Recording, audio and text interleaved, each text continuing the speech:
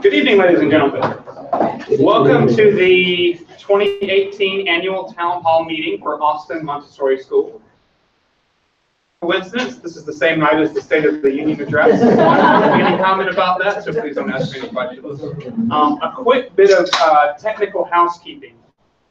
For those of you on the web stream, the orientation is backwards. I'm actually standing on the other side based on what you're looking at. So the slides you're going to be looking at are backwards.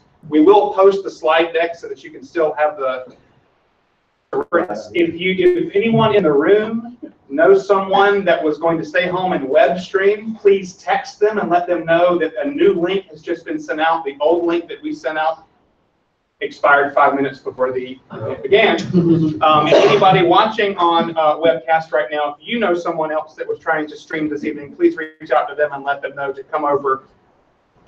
That said, we'll go ahead and begin. I'm glad to see everyone here in the room and those at home that are watching this evening.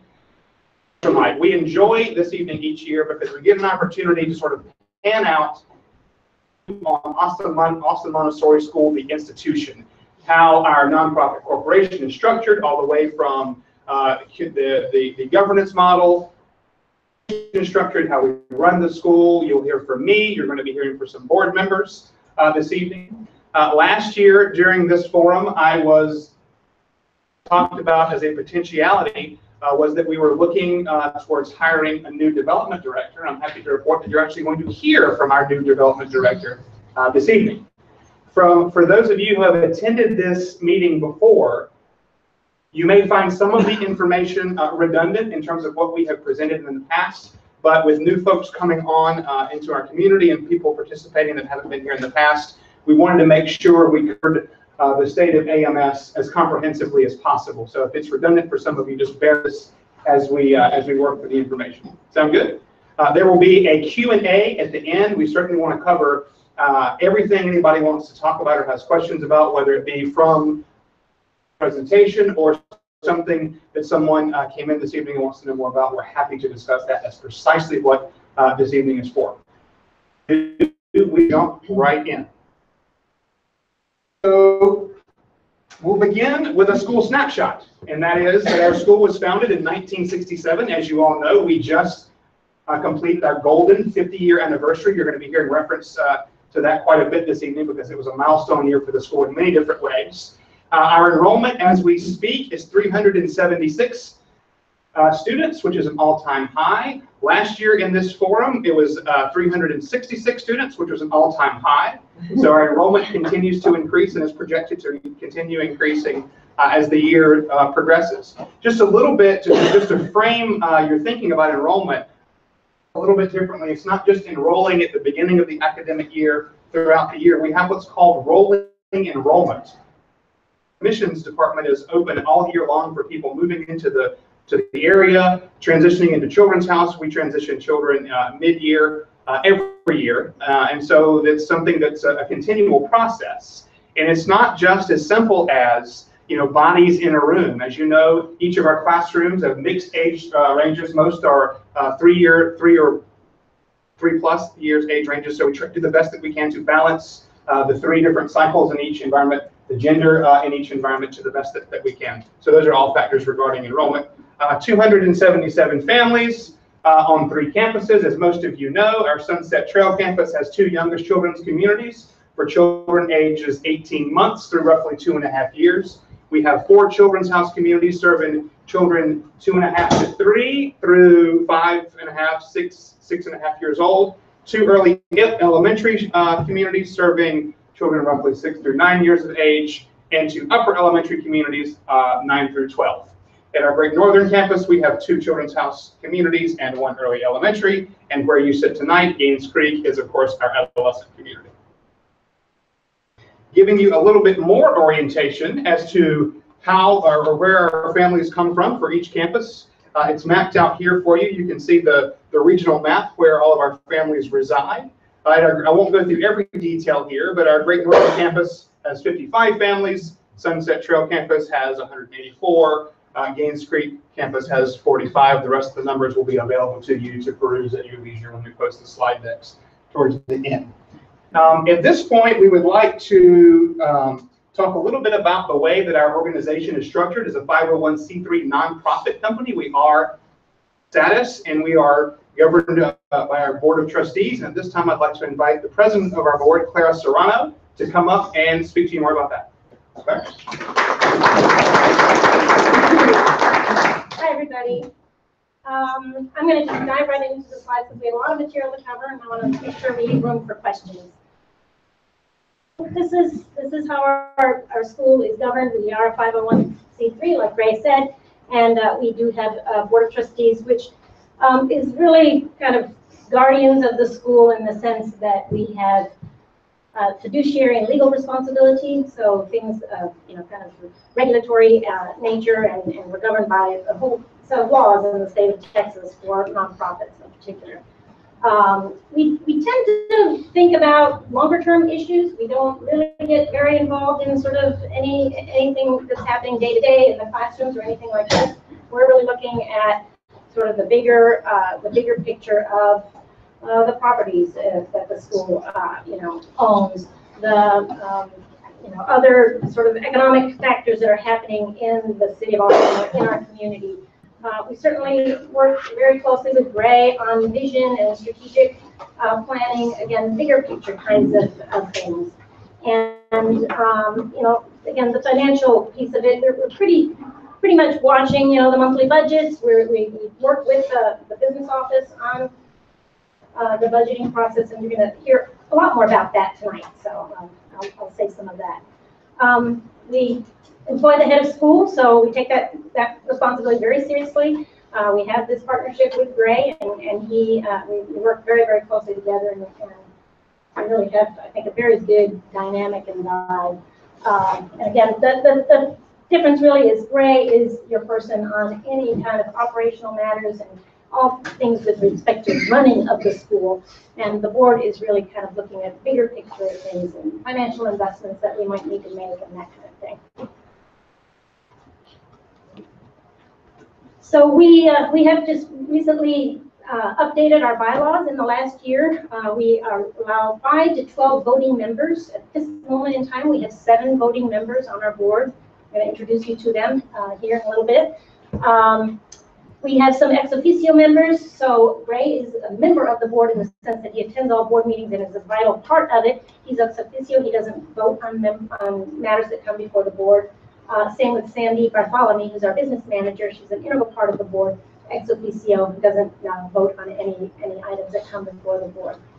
Our school is unique in that most private schools that I know of has many responsibilities, and they really tap into the parent community for membership on the board. Our bylaws specifically disallow current parents to be on the board of trustees. There's many reasons for that. But it really does force us to really kind of zoom out and really be thinking about kind of longer term stability of the school without having any conflicts or big interest in what's happening in one particular classroom or anything like that. And kind of what's expected of board members, we provide financial support to the school and any other talents we might have to bring, be it from our professional experience. Sometimes it's just a little bit of sweat equity and time and doing other kinds of things that need doing and on a volunteer basis. So and we really are ambassadors for the school out in the community, and we have a few board committees that trustees are involved with. Again, the board committees we have an executive committee of our officers, president, vice president, treasurer, and secretary. And we have a finance committee, which meets very regularly, and we're very involved, work very closely with Sandy Bartholomew and Ray. And we have a development committee. You're going to introduce Amanda in these other slides. we work with also in the school administration. Our board members, and I'm going to just read a little bit about, because you really don't see board members, I don't think, very often in the normal operation of the school. This is the one time of year where you get to learn a little bit more about our board. Some of you maybe know this already, but if there are new people, and we actually have a couple of new people on the board, so I do want to go a short little bio of each person so you kind of know who we are and where we come from. So this is strange to read my bio because I'm talking in the third person about myself. Sorry about that. I'm Clara. I'm a parent of 3 alumni daughters that attended the school through the adolescent levels. I worked at NXP Semiconductor for 33 years, managing global technical teams and driving cross-functional corporate initiatives. I served on the board of another independent school for 3 years, and I have a BS electrical engineering degree from the University of Wisconsin-Madison. Our vice president is David Spence, who's here. Hello, David. And he is a professor of business law at University of Texas at Austin's McComb School of Business and professor of law, politics, and regulation at the UT School of Law.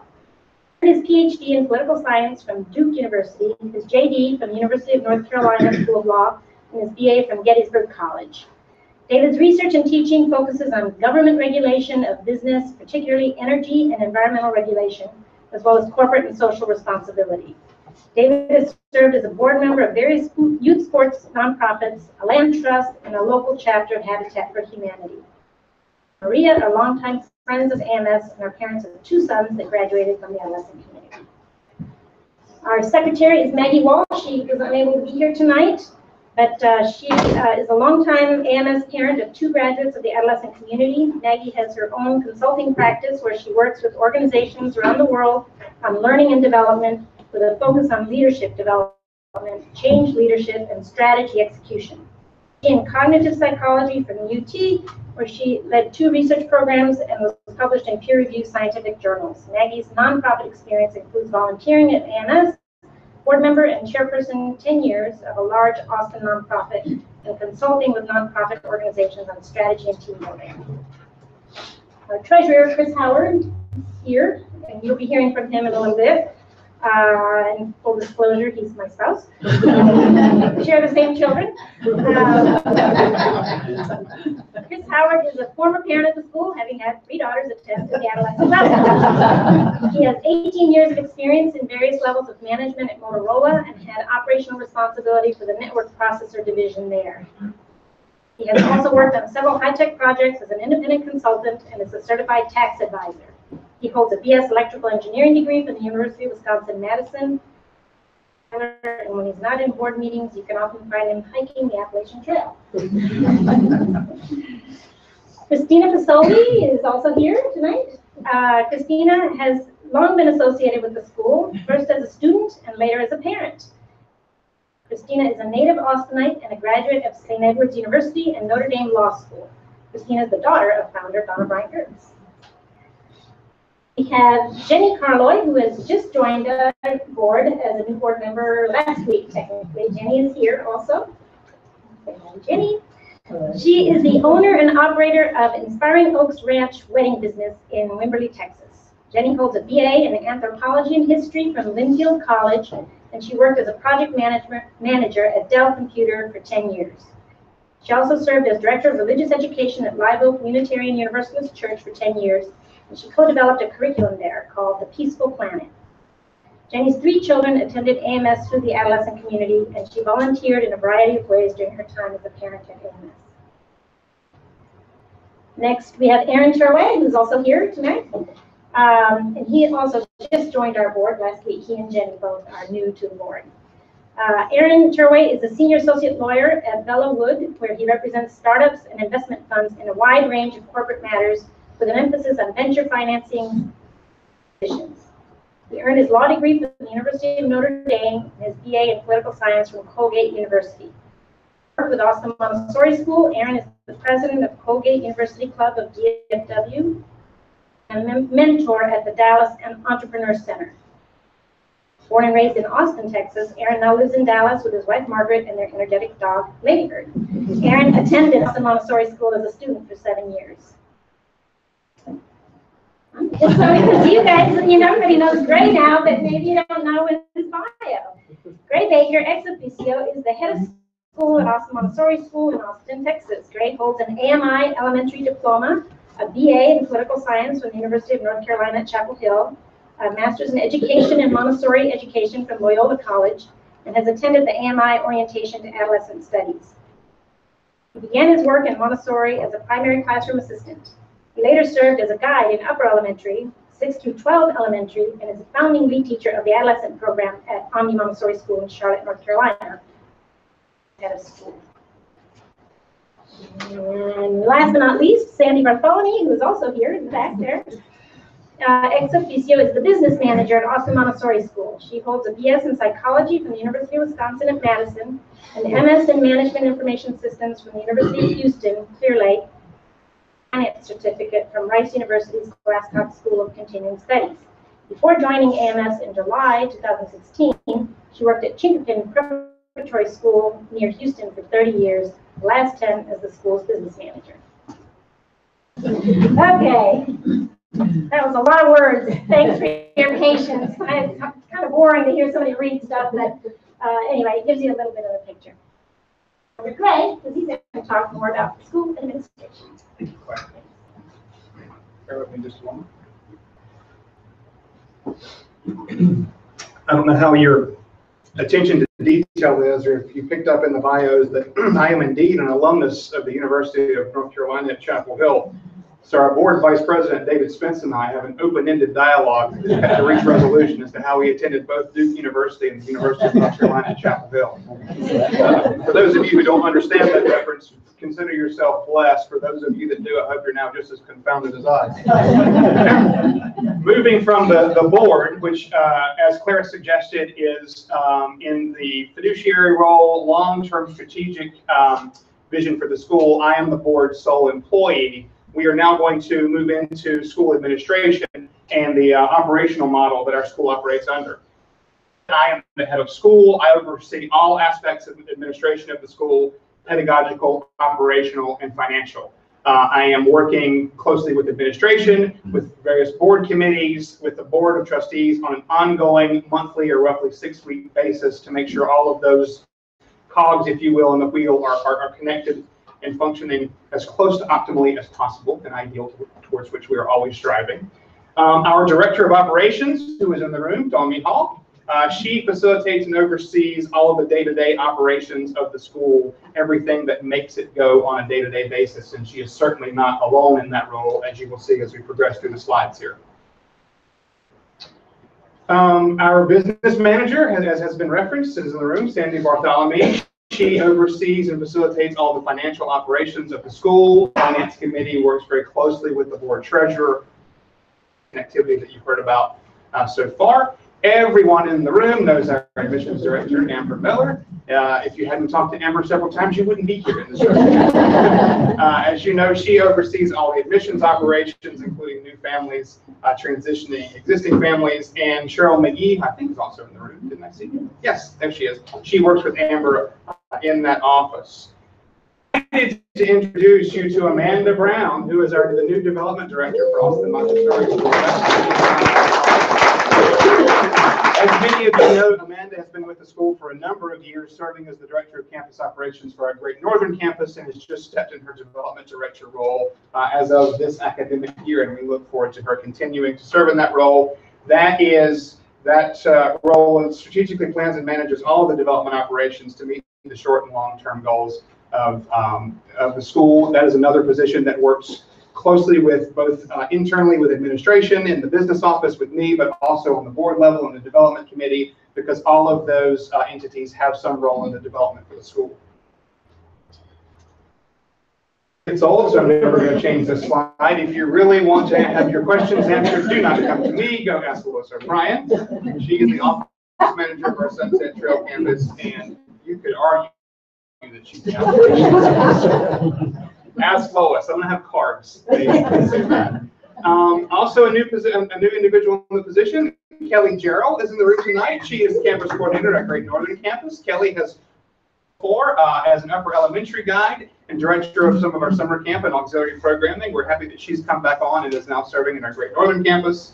Our campus coordinator for Sunset Trails, Jonna Shelton, our school communications coordinator and librarians, Summer Bonus, and we have a brand new position that we've created this year called the Parent Partnership Coordinator. We'll talk a little bit more about that later in the program. Shweta Pace, who's also in the room, is now serving in that role.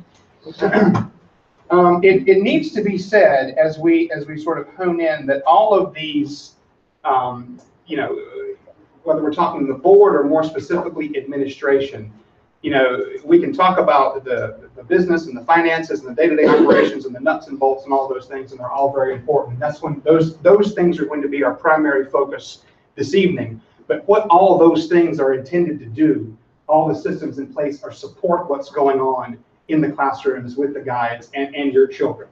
Every choice that we make, every initiative that we look at, every system that we change, evolve, or overhaul, whether it be a personnel model, whether it be part of our practice, is filtered through that lens in accordance with our mission every single day, every single time. Even though we're talking about kind of higher level 30,000-foot view of the institution tonight, let's not forget that everything that we do is still very much about the child, what the needs of the child are, and how we can better as an institution, as an entity within the institution, all the way down to an individual guide partnering with a family to support the development of the child. That's what it's all about. So the closer level to that within the administration are now our level coordinators.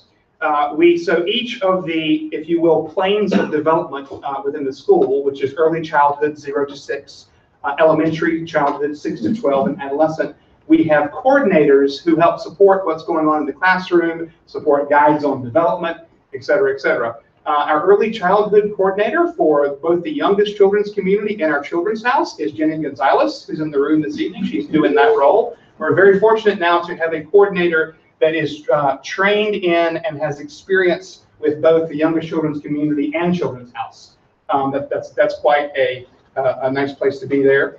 Joseph Aiken is our elementary coordinator, has been for the duration of my tenure as head of school here. However, as many of you know, last year he was serving as interim guide in the birdsong community. As one of our other team members, Diana Day, was completing her Montessori training. They have now transferred guideship, if you will, of the birdsong community completely to Diana Day, and so Joseph Aiken is now 100% back in the elementary coordinator's role, which means I get to 100% go back to being in the head of school role, which I'm very thankful for. And here again at Gaines Creek, in our adolescent community, Tom Logan is the program guide. Jesse Gerverts is our pedagogical coordinator. Jesse's in the room. And Bill Sneed is our administrative coordinator. Just a little bit more about our school, our accreditations, and our recognition. We are recognized, which is synonymous, if you will, with accredited by the Association Montessori International. There are two major accrediting organizations for Montessori education in the United States. One of them is Association Montessori International. The other one is the American Montessori Society. The Association Montessori International, it goes both ways depending on which language you're using, was the organization founded by Dr. Montessori herself. That is the organization that recognizes and accredits our institution, and we're going to talk about how that works a little bit later in the program. But we are AMI recognized at our youngest children's community, children's house, and elementary levels. They do not have a recognition/accreditation program for the adolescent level yet, though that is in development. As you heard in my bio, they've had an orientation to Montessori work with adolescents for a number of years, which all of our staff members out here have gone through. That is rapidly going more towards, we hope, a training, and will also, we hope, ultimately result in a recognition. But we have a different accreditation at this level that I'll talk about in a few moments. Just a little bit of information. I'm not going to read that to you from the AMI website about what the school recognition program is. And of course, we have the web link there if you want to go to the slide deck later and reference that for some more information. Accreditation and licensing, going a little further, there is the Association Montessori International Teachers of Texas and the Texas Alliance of Accredited Private Schools. We are AMITAT for short, is an organization that, Dawn, you can probably say more about how that organization came to be, but essentially, in fact, why don't you say a little bit more about that? I don't have the background. It was created by Don Gertz and Donna and Barbara Gordon were some of the main organizers of it. And the intention was to create an accrediting program under the Texas Education Agency for accrediting Montessori schools. And part of that was because the TEA and the Texas Department of Family and Protective Services, which used to be CPS, I think. Yeah. And all these other accrediting agencies were trying to figure out who accredited who. And so they created AMITAT. It's no longer under TEA, which now is reorganized. It's now kind of coordinated with the Texas Department of Family and Protective Services and meets those requirements. So we're not under TEA through AMITAT in order to give credits, which is why we have the Texas Alliance of Accredited Private Schools for our adolescent community to give credits after.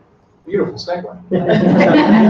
It's really thanks to the work of John and Donna and Barbara Gordon, who's a longtime Montessorian from Dallas, to form this organization. And part of it, truthfully, too, is translation. Like, we don't look like school, as school often appears in state regulations or accrediting or licensure of those kinds of things. And so creating our own organization to be able to bridge that gap for the state is actually pretty progressive for the state of Texas to have that organization. We certainly didn't have that in North Carolina. And so that's a nice position to be in. We're accredited there at our youngest children's community, Children's House elementary levels. We get annual visits from the AMITAT group to ensure that we're in compliance there. Our adolescent community, as Dawn was suggesting, is, excuse me, is accredited by the Texas Alliance of Accredited Private Schools process, and the reaccreditation process occurs, I believe, every 5 years. Is that right?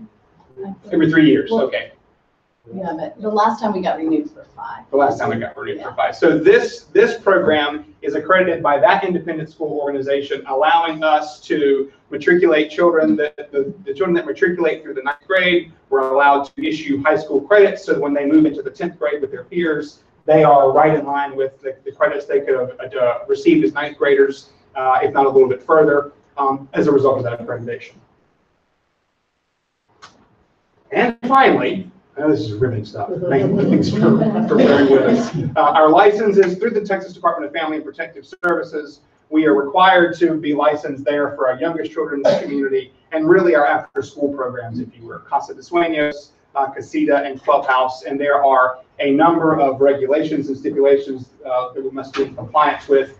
Again, we get an annual visit there to make sure that we're in compliance. So we're fully licensed for those programs. You can go and learn more about it, as with AMI, through the resource provided in the link on the slide. Shift gears now, and I'm actually very excited to invite Clara back up and our new development director, Amanda Brown, to take us through our development program for the school year. So when I first heard the word development, I'm like, what is that? I mean, child development, what are we talking about? Development, fundraising, and other things like that. So it's a little bit of, it's like fundraising, but it's broader than that. And so we really had a lot of fun in coming up with Amanda's job description, because boy, we wanted to put a lot of things into that job description. But at the very, what we're going to talk about today is annual fund, which is an important fundraiser for the school, and gala also. I'm just going to say a few words and then hand it off to Amanda. There's a little brochure in the back that we used to kick off this year's annual fund, which gives a lot of history on last year's annual fund. There's a lot of data and charts and whatever. If you want to ask me about those charts later, you can feel free. But this just gives you a summary of the last 3 years and kind of where we are today, January 30th. We're really trying to wrap up the annual fund campaign by tomorrow. So this isn't final yet. And in fact, when we kind of said this is the last slide, I know there's been at least one more gift of over $1,000 that came in this afternoon. So I think our participation is actually just about at 83% as of this minute. We really, really want to get 100% participation from all of our parents. It's hard to get that. You can see last year we got 87. The year before we got 78%, and so that green line is showing the participation. We had a goal of $100,000. We exceeded that, which is great. But we're really still now pushing to get that last bit of parent participation. We have 100% staff participation. Everyone on the staff has contributed from their own pockets to the school's annual fund 100% board participation. Now we just need to get 100% parent participation. Yeah, we had gifts of over $1,000. We have 32 this year, so that's pretty good. I think last year we with 36. So, and the point there is really for families who are able. We really want to inspire people to give to the best of their ability. The whole point of annual fund is to kind of bridge the gap between what tuition dollars will do in terms of the bringing in income for the school. There's a gap between that and actually the cost of operating the school. So it goes into the general operating funds for the school and benefits to it. I'll let Amanda say a little bit more, but she's really pushed on the corporate matching too. So that's another $2,500 that we've gotten from various employers that will match when people contribute. I want to thank everybody. I'll let you do some more of the talking. So as Grace said, it's a new position, and when I was hired, we talked about really living in the position for a year and seeing how everything has been run so far. So I've kind of been keeping things as they were, living and learning in the role and seeing how the annual fund so far has been run. Got some new ideas for moving forward. One big thing that Claire mentioned was the corporate matching. The tracking of the annual fund has in the past been with several different people. So I think some things fell through the cracks, but so we've been really tracking that. And the campaign runs through tomorrow night. The donations are still coming in, and my hope is that we can exceed our participation percentage from last year. That's my goal by the end of the day tomorrow. But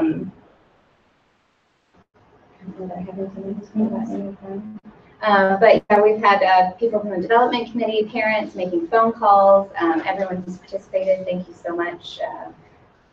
These last few weeks, there's been a big push to get your donations in. Space bar. I want to talk a little bit about Gala last year. It was our 50th anniversary year of the school. So we decided to marry our 50th anniversary celebration with our Gala. Molly Parks was my co-chair. She was my partner in planning last year. I was full-time at Great Northern, so it was extra doing all of the Gala stuff with her. We actually sold out for the first time ever. We had projected 350 attendees. The most we'd ever had was 272. So we were counting for alumni and former staff to attend. The day or the day before, we reached 375, and Molly and I both went, what are we going to do? We've only accounted for the food for 350 people. I think we finally reached 285 when we cut it off. So it was a record number of ticket sales. We had a lot of alumni attend and former staff members. A big part of that celebration was emphasizing the 50th anniversary. Sandy Coco was a volunteer, a parent of the school, who put together, if you went to the event, a big timeline. She did interviews with Jeff and Donna and gathered pictures from throughout the years and created a big timeline that was if you notice, if you picked up an annual report, we kept on that theme of the 50th anniversary for our annual report this year. And Chris Holt, who designed everything, information for the timeline that runs along the left side, if you notice, from Sandy and her timeline. So big thank you to Sandy for that. Lots of new things. When we celebrated last year, we had a new auctioneer, Gail Stallings from Fun Auctions, who's a Spitfire lady. She was really awesome. We were very excited to have her. New venue, we had it at the JW Marriott downtown. Mobile bidding platform, which was a lot more user-friendly than the one we started with the year before. Some record things happened. We changed the traditional Gaines Creek dinner and made it a ticket sale. We were selling 60 tickets, and the Gaines Creek students worked with Adam Brick at APIS to prepare dinner for 60 people. And it raised $28,000 for that event, which was amazing. And then our future fund was for the strategic planning to what became Ian Simmons, to hire his firm to help us plan for the future of Austin Montessori School. And we raised $55,000 for the future fund. So we're getting behind that and funding that and getting that going. Anything else you want to say about the There's so much change last year. We're going to keep a lot of it the same. We're back at the JW. Gail is our auctioneer again, and we're sticking with the 501 mobile bidding company. I'll be helping me this year because she has just recently had twin big girls, so she has her hands full. So I'll be doing everything and asking for volunteers. Buy your tickets early so we can plan, and I look forward to celebrating another big event with Lost Monster. Yeah. Next slide. Okay, so this time we'll invite our treasurer to come up and give a financial update for the school.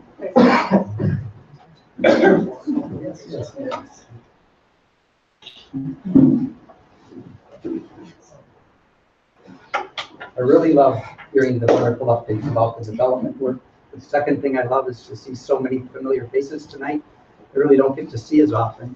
The third thing I want to do is I really want to give a shout out to Sandy Bartholomew, our business manager, because even though I'm up here, we're going to talk some numbers and charts, which I know you're all excited about. She's the glue that's holding all this together on a daily basis.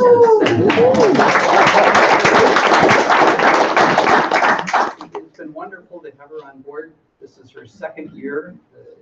A lot of learning, not just about the business of the school, but we've got 55 employees, 60, I don't know, somewhere around in there. A lot of people to get to learn. Her husband, David, is now involved in the school, which is exciting for us. So all good things. But before we get into charts and numbers, hang tight.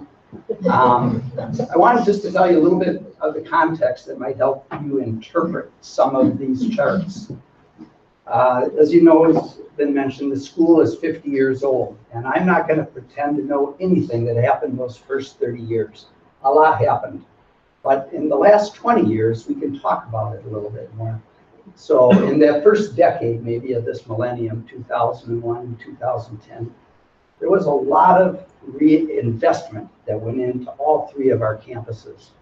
A lot of interior and exterior makeovers in 10 to 12 buildings, a lot of significant grounds work, building pathways, landscaping, outdoor environments. Some security things, we had to put fences where they were appropriate. Some expansions of buildings. This is an example, this adolescent community here. And then we also took the opportunity, I shouldn't say we because I wasn't really here at that time frame, but we took the opportunity to purchase properties as they became available over on Sunset Trail. One thing I didn't mention, I'll throw this in, and during that 10-year period, there is about a 7-year project to become code compliant for the city of Austin, which I think we spent $50,000 just developing site plans and getting to work, and then another 6 years to make various buildings ADA compliant. Some of it grandfathered, but hundreds of thousands of dollars went into this. So I know, Don, you're going to say, where did I get these numbers from? But we left that decade probably having spent at least $1 million on improvements to buildings that we already owned. So accumulated about $1.5 million in debt. So as we went into 2011, that was our financial picture. We had some debt, and the debt isn't unreasonable. It was probably at that time about 5% of our expense budget. So it wasn't an unmanageable amount of debt. But it's going to paint a picture of because of all the investment we did into that.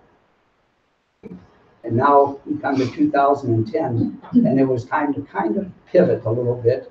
And what we focused on in this current decade is really building up some cash reserves, because when we left that first decade, we didn't have cash reserves to speak of. And I'll talk a little bit about that. We also wanted to, when appropriate, be able to work away on some debt reduction problems. And I guess those are the two big things, the cash reserves and the debt reduction. So let me go to the first slide here. Now, some of you have seen this before, but I think it's just important to show it again. Schools, especially private schools, have a very strange cash flow. that comes with it. We start the beginning of our fiscal year in July. Percent of our parent community does full pay their tuition when it's available, full pay, and about 40% of our parent community does monthly payments. So during this part of the school year, monthly payments, but they're not enough to offset the expenses. What we have in the bank, this is the example from 2010, 2011. We started with about $400,000 in the bank. Pick away. Down there in February, where we start to get some registration money come in, application money, re-registration money for the current student body, and then because we just dropped down significantly there, but then we pop up as that full pay tuition comes in. It's gone out in 60% of our families.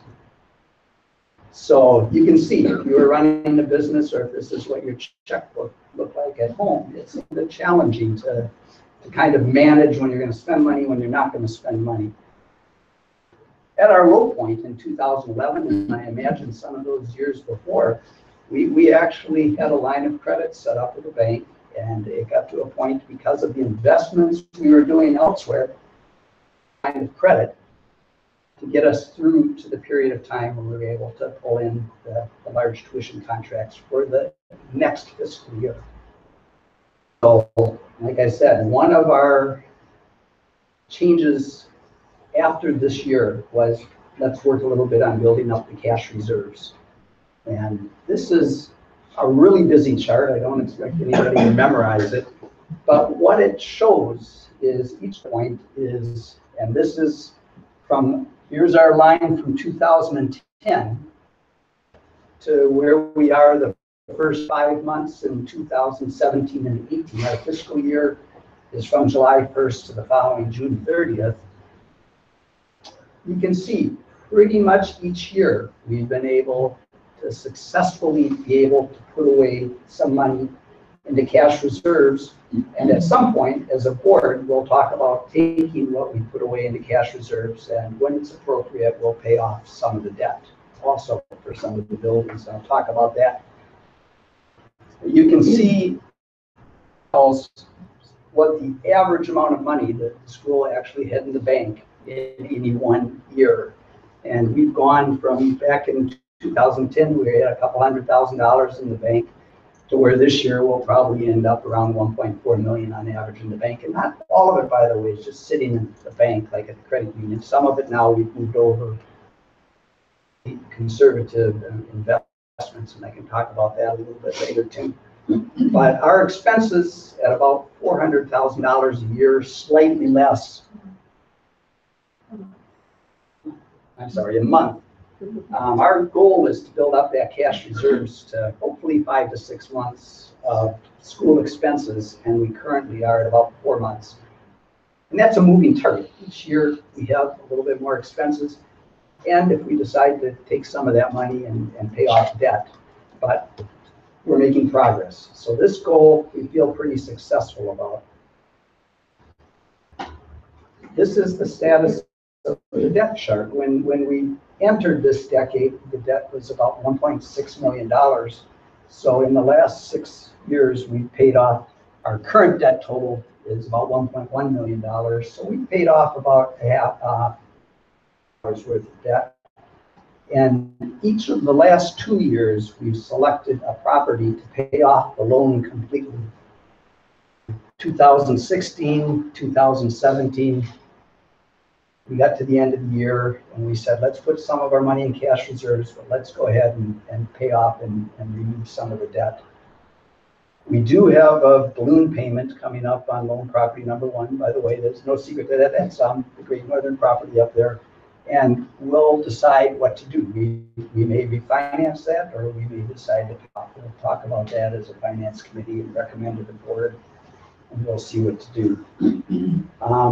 Currently, our payments, by the way, when we pay off a loan, what we do is we just take the principal and interest payments for that loan on the other loans to pay it off earlier. So the whole philosophy there is just to slowly work down the debt when appropriate, but to build cash reserves at the same time.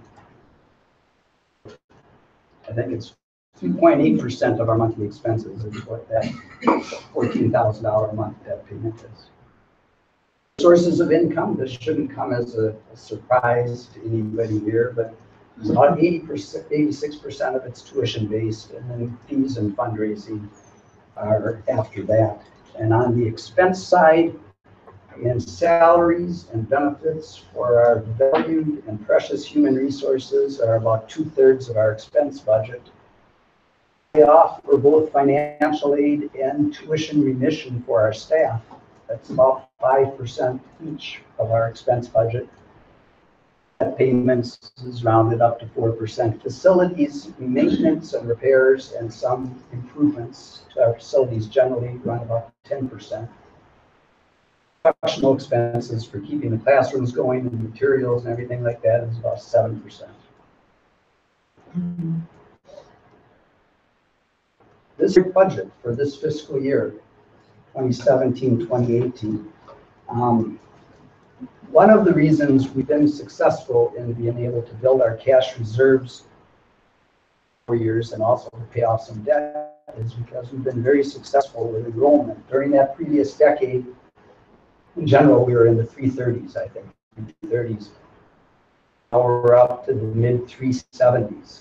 So having an extra, and our classrooms are full, many of them. So this, to budget this year, to have a net income of a little over $200,000 if we hit all of the targets that we think we will, and then to be able to take some of that and maybe pay off that, not the whole thing, and put some more into cash reserves.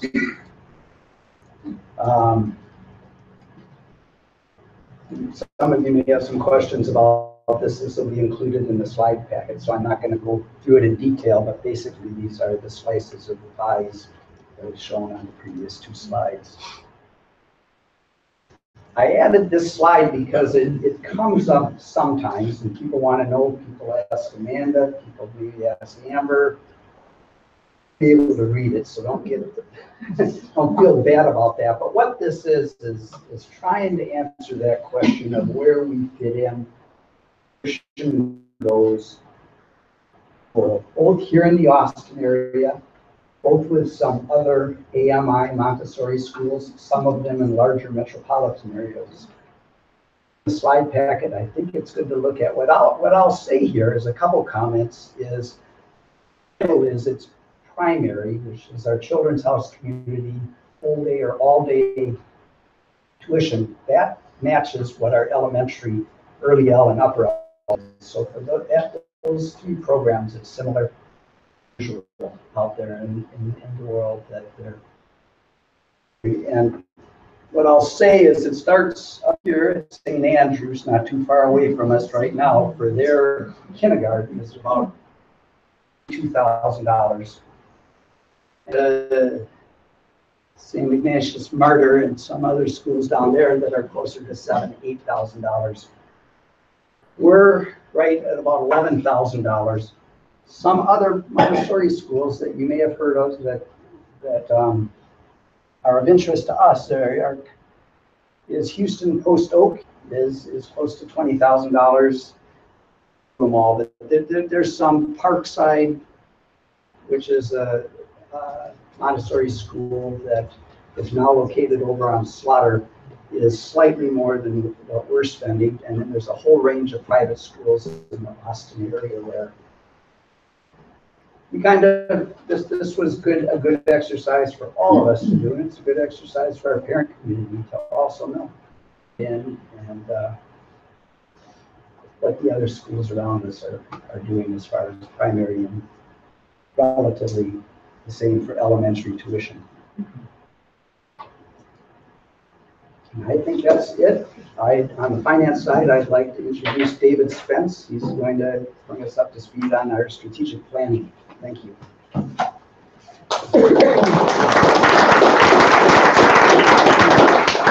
Good evening, everybody. I'm just going to speak for a few minutes about the strategic planning process and bring everyone up to date. But we've just heard about growth in terms of enrollment, growth in terms of financial health.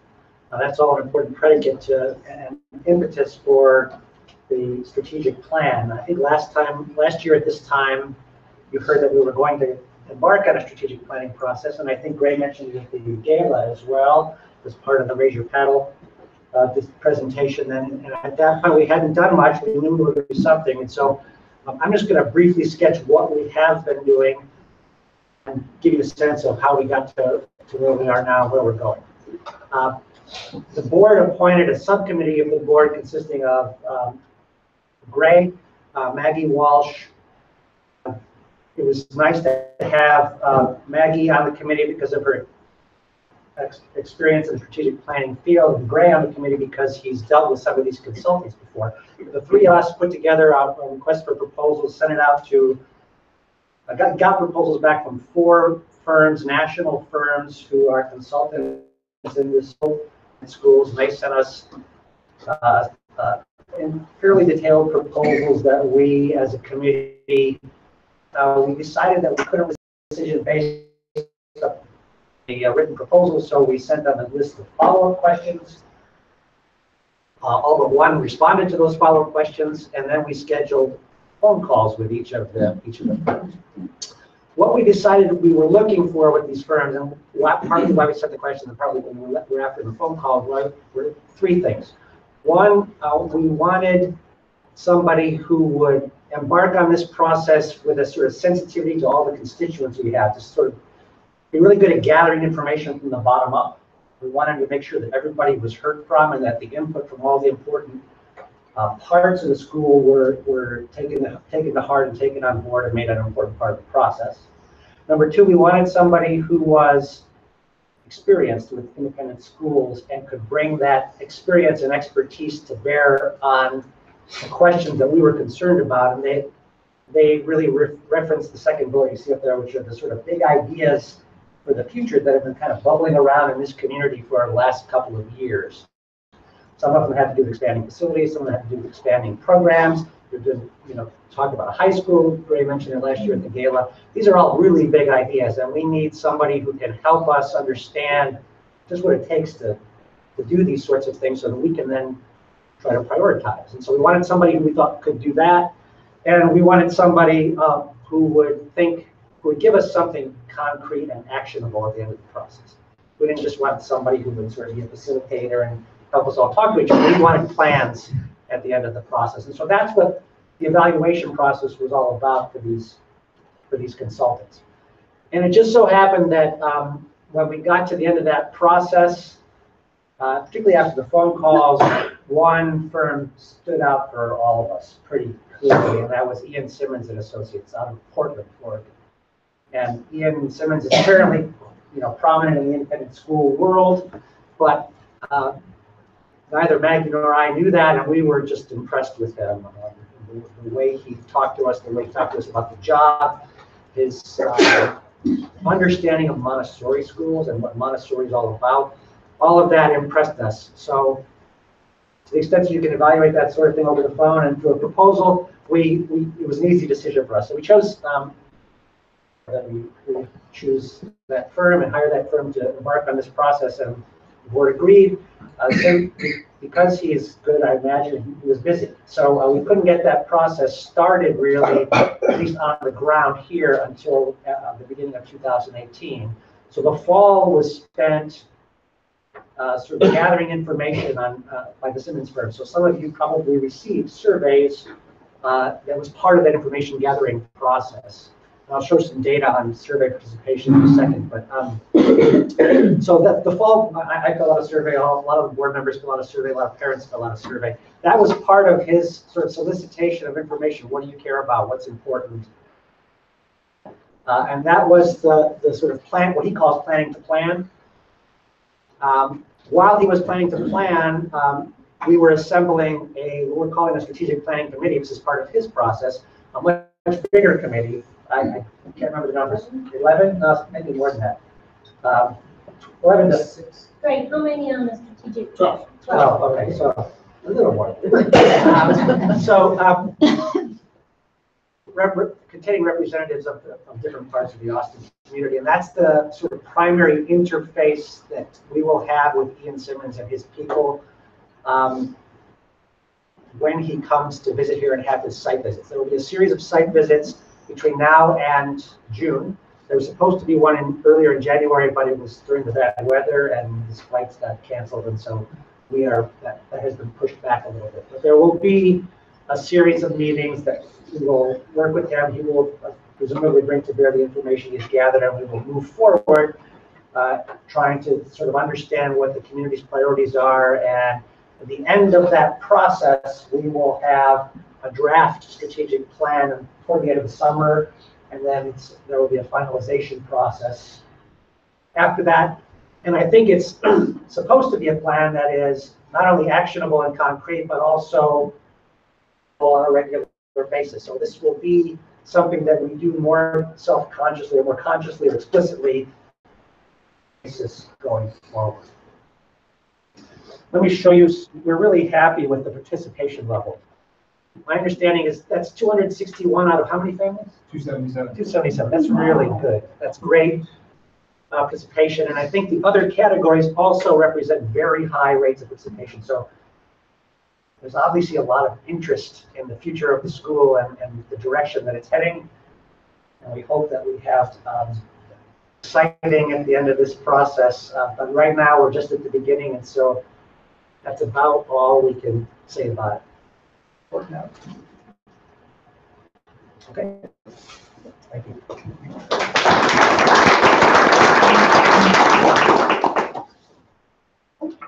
I'd just like to echo that and express gratitude to all of you for participating. Those are unheard of with regard to survey participation and feedback. So we asked, and boy, did you answer. So we're very, very happy about that. We don't have any of the survey and so forth yet. I can say a little bit more detail now that I'm talking, thinking about it. Ian's firm's process is to orient us each next step of the way, so it's not as though we have some large piece or sense of the overall arc of this process and orientation that we're not sharing with you. We are literally going step by step methodically, and I kind of appreciate that, the way that he does that. His actual first site visit, which was previously scheduled to be his second site visit, is occurring next week. Going to mirror what was to occur in January. So is that the first two visits, and I don't know beyond that, but the first two visits are a continuation of the data gathering process. This next, now first visit, will be more data gathering, and then the second visit, in some form or fashion, and I don't know completely what it will look like, will be sort of a report back on the what information was gathered. Kind of a, here's your current state. Are you where you thought you were? Are you who you think you are? Do you want to go where you think to go from here, kind of thing? And there will be, I do know this piece as well, there will be opportunities for engagement from other constituencies further in the process once we get into the actual meat of the planning, if you will. We just don't have that information to provide you yet. But as soon as we do, we will share. But as you might imagine, we were all very excited to get started. It was a little disappointing when we had to cancel the first visit. But he did say that that does not push our timeline back at all. I believe we have six total visits scheduled in. And Ian suggested that we just start with visit number 2 as visit number 1, and then we'll add another one late spring. So this should not delay the overall timeline just because we had a minor setback because of the weather.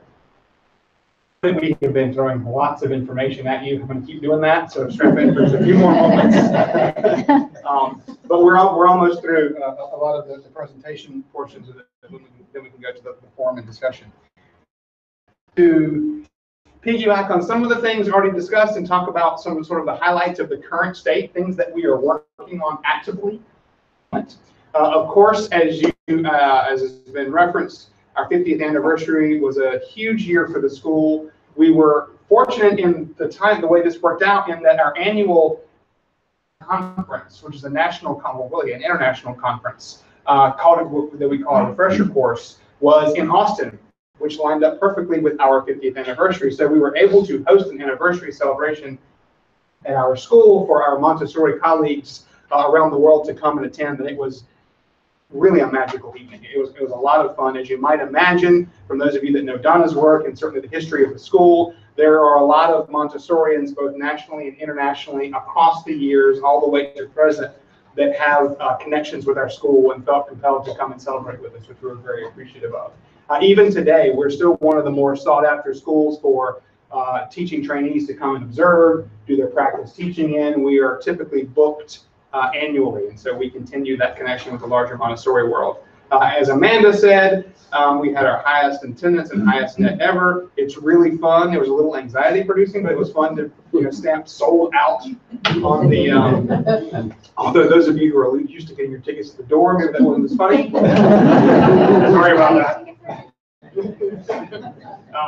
And then the big piece of the evening that just floored us, that I want to report to you again and express gratitude, was the Future Fund initiative. We really wanted to we had been talking about in various forums, whether they be one-on-one conversations with me, small gatherings, coffees with Gray, this forum. As David mentioned, our intention for doing this, we were doing some pre-work to position ourselves to do it. We considered the gala, the official unveil. Thought it was a nice pivot moment to move from celebrating the history of the school now towards turn our attention towards creating the future of the school, and our community just has responded in such a big way. We raised $55,000 that evening, and we've been working on it diligently from there. So we hope we have a little bit more information for you tonight, having gone through one visit. Alas, we have to wait a little longer. Something that you may or may not be intimately familiar with, the school operationally is undergoing a really, really ambitious transition period right now, in that we have contracted with a company called Blackbaud, software solution for independent schools, universities, and college, has for, and we are rolling out over the course of just this year 3 of their major modules that will inform your experience and the way that you interact with the school as parents, the way that our internal operations work, etc. Any of you who have ever done a software rollout of any kind probably think it's pure insanity to try to do 3 of those in 1 year. We consciously chose to do that, knowing that it was going to be there. But we thought that the thinking in the administration was, and then as we reported to the board, we know where we want to go. We've now found a vehicle for getting there. Let's just suffer in the short term and really buckle down and get through these transitions so that we're not suffering for 3 and 4 for 3 or 4 years. Let's go ahead and do it methodically at one time over the course of this year. So where that lies right now, the on-campus module was the first one that we rolled out. That is the portal through which your My AMS works, how you're able to your family profile, your classroom community. It has other functionality internally that connects with some of that information. We've only begun to scratch the surface in terms of the forward-facing interface that component has. Again, because we didn't want to roll out everything at one time until we're certain that we're able to support its functionality, well, first understand and be oriented to and support its functionality internally. So that's operational. On board is an internal program that is our admissions office and internal software, such that all of these pieces from the prospective family, from the first time they interact with the school, we're able to methodically move them through the admissions process, track, have their own profile created, so they're in My AMS, all of those kinds of things. In our third major module that is called On Message, that is purely a communications portal as well, which is one of the reasons that we haven't rolled out more of the functionality of On Campus, because On Message and On Campus integrate, and we wanted to make sure that we had all that functionality in hand before we did too much. Another neat aspect of On Message is that a new website will be developed to go along with that platform. So school website, as you know it, will only be as such for just a few months longer. We're going to begin developing a new site, hopefully to have all of that up and running and rolled out by the beginning of the school year next year. We ask for, I know that probably invites a number of questions in your mind. We ask for your patience as we move through that methodical rollout process, because we have to get our internal systems in place, understand how it works operationally, and then before we throw you all into the deep end of the pool and then not be able to support you once you're there. That's where all that is. That's a lot of what's going on internally. So as you might imagine, the way that the software programs are structured in its workflow inform the way that we need to modify or evolve our operational systems to work in accordance with it, so that one department, if you will, is integrated in talking to the other one, whereas that was a more practice prior to now. We're working heavily in administration to be able to do that so that it's as seamless as possible. We created another new position this year, as I mentioned earlier, our parent partnership coordinator. That role, Shweta has been wonderful for us in that role. It's still evolving, but we recognize, and you've heard me emphasize, again, in a number of different forums, of how important, from our perspective, the school-family partnership is. There are layers of that partnership from whole school all the way down to, again, as I said before, you and your child's guide.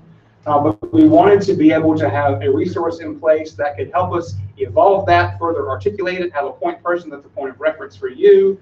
Shweta has worked with me and others in the administration to continue to develop our Life Series presentations, the Connected Family Workshop. I'm going to go through a lot of those a little bit later, so I won't belabor that point too much now.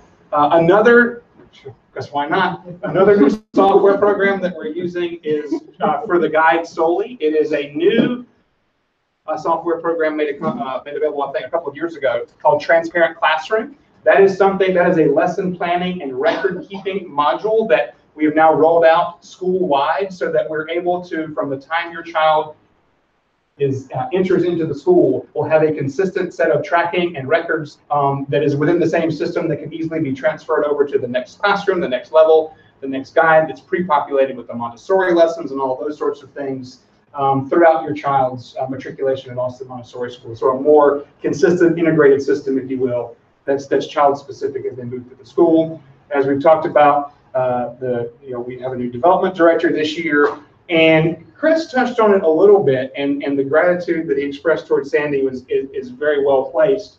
I'd like to reiterate that and express gratitude to the entire finance committee, because part of what occurred over the course of the year last year and continues into this year, and if you think about this in terms of it being Sandy's first year, it's rather remarkable. We spent a lot of the year doing a really deep scrape and deep dive into our budget categories and how we track expenses and what category of things go into, and did a lot of rearranging and reconciliation and overhaul that made our financial tracking systems clearer, more efficient, and easily digestible for real-time information. That was no small undertaking. And we are giant leaps ahead of where we were just a year ago today. That's year one, Sandy. What you got this year? That's really remarkable. So that's, again, no small thing there. Some of you may or may not be aware of this. We have just this year internally contracted with an independent school consultant, who specializes in diversity matters. She actually presented at the administrators workshop at the AMI refresher course at Austin last year. Her name is Jen Court, and we are beginning some diversity in-service training with her. We have started our process, not unlike the strategic planning, of data gathering internally with our own staff survey. She's going to be visiting with us in April of this year and doing some workshops with the staff. There could be a component where we work, where we have an evening for you to come in and do something as well. We're still developing that, so stay tuned. You'll hear more about that in the very near future. Just to articulate a little further what I began talking about before, some of our points of emphasis this year with regard to our partnership with you, the parents. Shweta has been on the forefront of a lot of this, and so a lot of gratitude is due there. A new presentation that Donna, our school's founder, and Shweta created for all of our incoming families, a child's handbook for parents enjoying your family's entry into Austin Montessori School. Our goal here is to do as much orientation as we possibly can about all aspects of what it is that we do here and why we do it, whether that's a nuts and bolts process matter of the school, or our developmental philosophy and the way that we try to facilitate and guide children through their developmental phases in our prepared environment, so that we can create an open rapport of communication, partnership, and continuity and approach. Not that we're asking all of you to go home and speak like Montessori guides and turn your home into a Montessori classroom. That's not it at all. that there are central tenets and pillars of philosophical pillars behind what that hows and whys of what we do. And the more forum you have to engage with us on that level and better understand, the better and higher potential we have for outcomes for your children. So we take that very seriously. The Life series, we have articulated 6 more presentations added to the 6 that we started last year. Some of you may remember these are updated and adapted presentations from more than 30 presentations that our founder, Donna Bryant-Garrett's, created over a number of years after she left the classroom that have been presented both internally, nationally, and internationally at different training sessions, forums, schools, and all the rest of it. Really clearly articulate some of the central tenets of our school's culture and approach, not necessarily talking, some of it is specific to Montessori philosophy and pedagogy, some of it is more just tangentially related to that, but equally as important in terms of the way that we do things here at our school. We have also evolved what used to be known as the How to Talk, so kids can listen and kids can workshop. Thank you.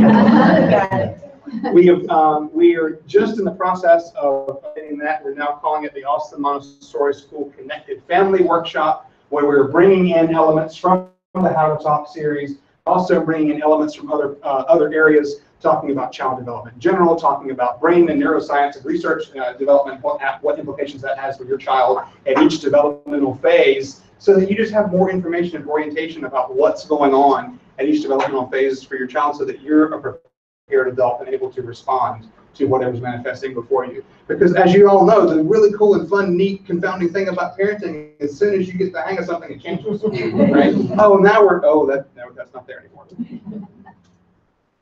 More things there. We've continued our coffees and now expanded, not just coffees with Gray, but coffees with level coordinators. Yet another forum to provide more information for you. We did a slow family living workshop right here at Gaines Creek, and we are starting to offer consistently prepared home environment consultations for those of you who are interested in doing that. Just a little bit more information for you about some of care and support that we give to our staff, our human resources internally. It's really important to us. There is much attention given from the moment you begin your Montessori training all the way through our work in Montessori, and that's about preparation of the adult and being able to be the best you that you can be for the children in a very centered, objective, calm place. A lot of attention about what we can do to nurture our own faculty's health and well-being, support them in doing that both professionally and personally, because as everyone in this room knows, those 2 things are not mutually exclusive. And here are some of the ways that we're doing that. We have a very attractive benefits package. We've partnered with ADP Total Source that helps us manage our human resources so that each of our individual staff members has a direct single line contact to any information they need answered about any benefit question they have, changing plans, all of those things. It's a one-stop shopping on your phone, which is a nice enhancement for our staff. We have a program, it's called our Staff Enrichment Grant Program. I budget money every year so that staff, at any time during the year, there are 3 major disbursements at the beginning of the fall semester, the beginning of the spring semester, the beginning of the summer, where staff can literally apply for a grant to do anything that they'd like, to explore something that they want to explore, they feel would nurture their own personal development, whether you want to do a yoga class, take guitar lessons, take tennis lessons. It doesn't matter, because anything that, in our opinion, anything that our staff is doing to contribute to their own advancement as a person, health and well-being, overall happiness is an enhancement for us as a community, for us as a staff who are all in partnership, and most importantly, to support the children. Send our staff to AMI, NAMTA, and TAG, the pedagogical side of things. The NBOA is the National Business Officers Association, which Sandy's been attending their conferences. And we now have a development director who's going to development conferences as well. And then, of course, we have our training that, oh, I forgot to take Joseph with a question mark off. Joseph's not trained this summer. But because, some of you may know that Wynn Elementary, an AISD position, is in the process of transitioning to a public Montessori program. with the Montessori Institute of North Texas in Dallas, which is an AMI training center, to have an AMI trainer come down and start a children's house level training right here in Austin starting this summer. Montessori training typically works one of two ways. You can go to a training center and complete the training over the course of an academic year, or you can do it over the course of 3 summers, which many, as you might imagine, older professionals use. So they are starting a training in Austin this summer over the course of 3 summers, so they can train their staff and administration. There are also some at-large spaces available. So we have several staff members that are going to begin their Montessori training, additional Montessori training, beginning this summer, which is really, really exciting right here at home. And then we, of course, have ongoing consultations at our school. Patricia Aridi, who has been with the school for many, many years, is actually here tonight with us this evening.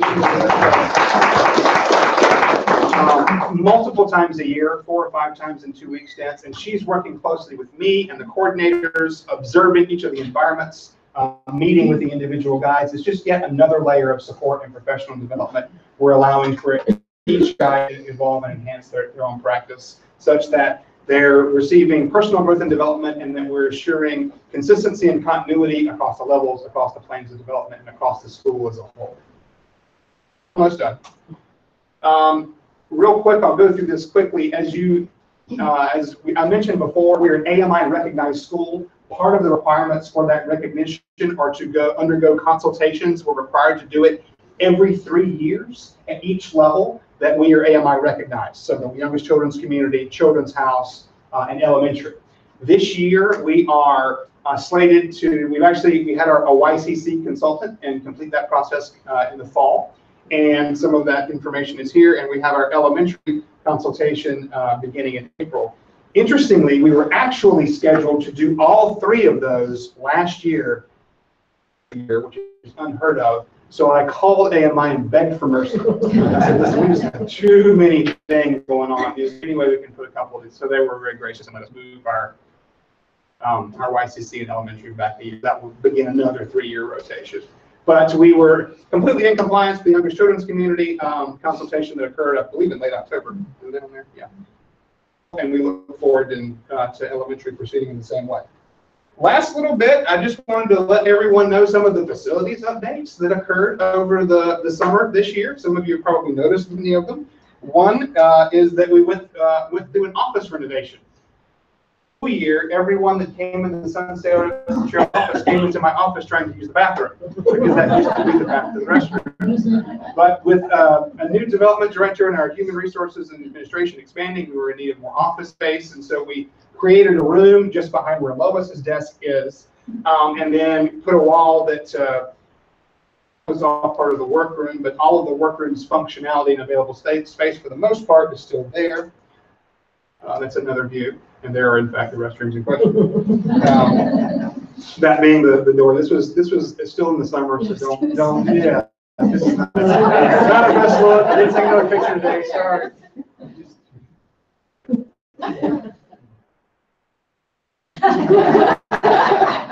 More importantly, Cypress Cottage. We were able. Cypress Cottage is one of our smallest communities. And while we didn't have the resources to fully expand the building this year to have a larger classroom footprint, as you know, we have fluid indoor-outdoor learning environment spaces. And so we were able to get halfway there, if you will, by providing them a large covered screened-in porch that the children love to use. That is that porch as it looks today. So that's part of the workspace. They're able to flow and enjoy the fresh air and outdoors and work, but still have the luxury of being covered and so forth. Another renovation that we did was on Magnolia Cottage. I'm sorry for the shadow here. This was actually part of our initial plan. We weren't able to get to it until this summer. This is a covered space off the back of the building. You'll be able to see it better here. Because it's an all-day, all-year program, the children are in session during the summer when it's quite hot, and so we wanted to have some covered shaded space for them to be outside when possible, and so that was completed. And not obviously last year, but the fund need for the prior year's auction was about creating a creative space, a maker space here at Gaines Creek. that we have begun to articulate in partnership with the adolescents that it's still under development. We knew it was going to be a process, but I wanted, and you can obviously, when we're done, walk around and look at it, which will be far clearer than we have here. But we have created in what used to be completely a locker space, wasn't it, Brandy? Yeah, yes. And we've put in lab equipment and sinks and shelving for art supplies and so forth. And so that's a space can now utilize both as a workspace, instructional space, etc. That's the same view the other way. The other major change that occurred is just this space just back here with the fun kind of quasi-psychedelic lighting. That is a comfortable space for the adolescents to be able to sit quietly, reflect, relax. Just a more, a space that has kind of less of a classroom type feel where they can go and engage with friends, read, play music, etc. Close the formal presentation portion of the event just by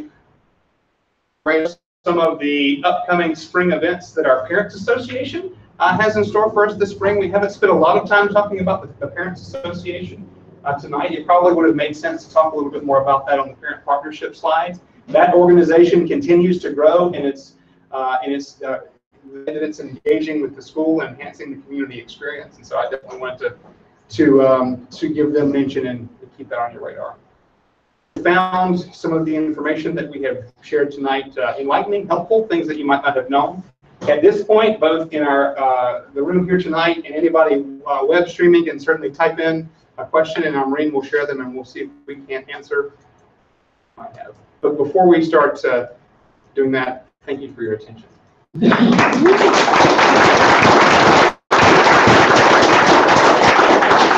Any questions about any and all things, whether they're according with tonight's presentations or otherwise, me or Clara or Chris or Amanda or other board members in the room?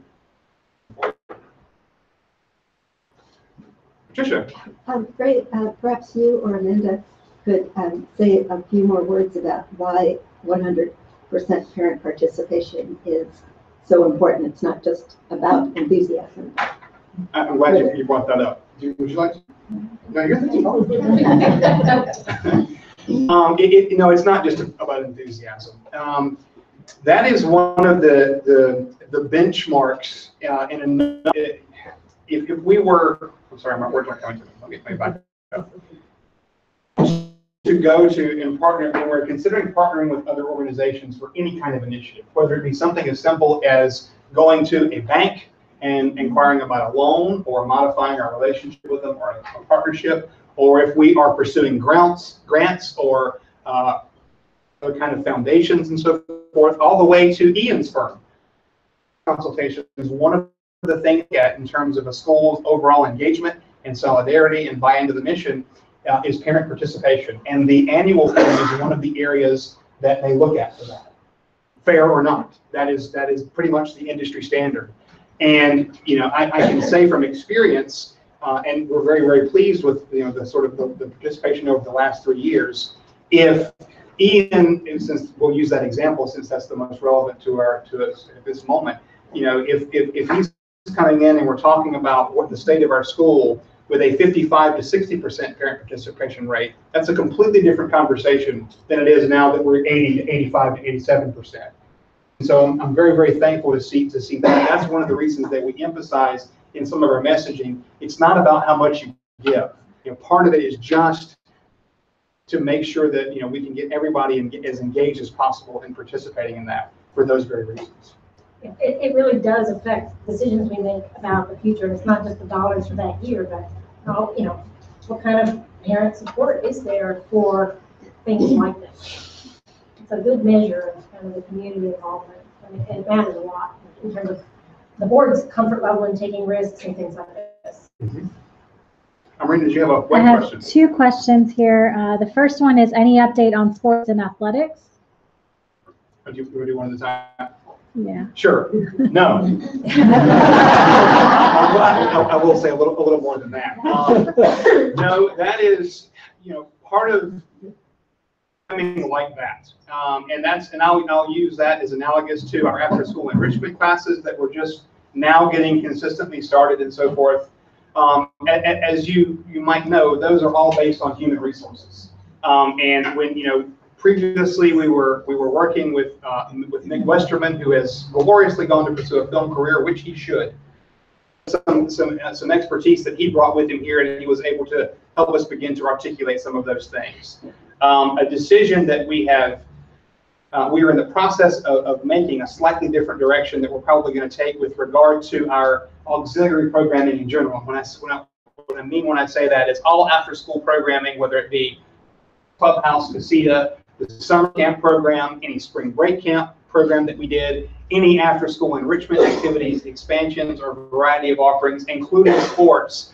We are exploring right now appointing someone internally to be auxiliary programming coordinator, as it were, so that we have a singular resource that can project manage that, such that it's not that the more triaged approach, as it comes up, whoever is available to get to it, which as you can intuit is not the most efficient way to operate. In all areas of our operations, we're trying to inch more towards that more consistent and sustainable model, and this is very much one of them. And unfortunately, sports is not something that we've been able to develop more as a result of that, but we're hopefully putting pieces in place that will enable us to explore those in a more consistent manner going forward.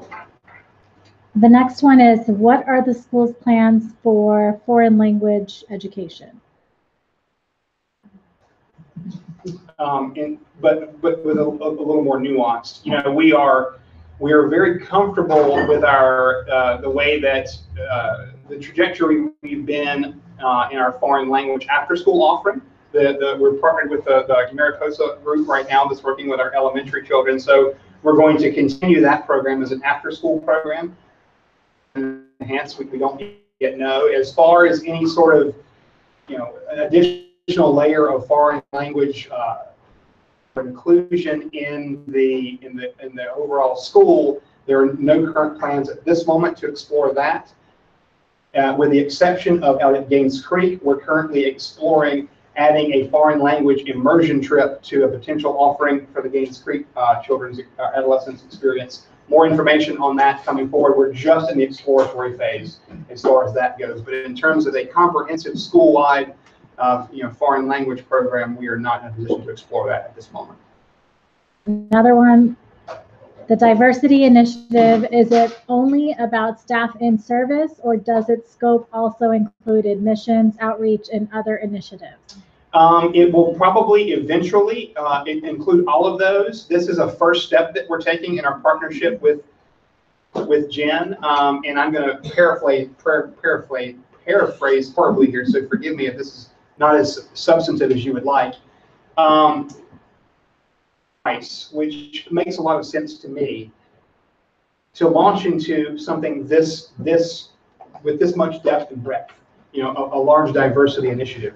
What that looks like for our school, we need to work with her to craft and co-create. If we're able to do that, we need to create in ourselves a consistent orientation in terms of what it looks like to have that crucial conversation. What are diversity is such a broad word and can go in so many different directions and so many different dimensions. Literally, our first step here is about being able to have a consistent orientation among the staff about the kinds, are we who we think we are, and with regard to our mission and inclusion and all the rest of it. What are the implications and the conversations we need to be having internally? What are the implications and conversations we need to be having with our families? That's the first baby step we're taking there, which we have expressed interest in pursuing, will come subsequent to that. So this year is just a first step. I'm going to pause the web stream questions for just a second so we can take some from the room, and then we'll switch back. Trina. Yes, thank you. This is related to more future question which you answered, which is very helpful. Thank you. So, clarifying question over here. Parent participation is up, and that's great, but has not been the same level as it was a couple of years ago. Is there any insight that you could share on that front? Sure. Anything there? Yeah. You have a longer perspective. Right. It fluctuates. $1,000 goal for a number of years. Sometimes somebody will walk into the office with a $15,000 check, and so really that from 2 years ago was a result of a couple of really big donations. Even this year, I'm going to say, we're actually going to be I think we'll probably make $120,000 sizable donations that came in that we can't always absolutely count on.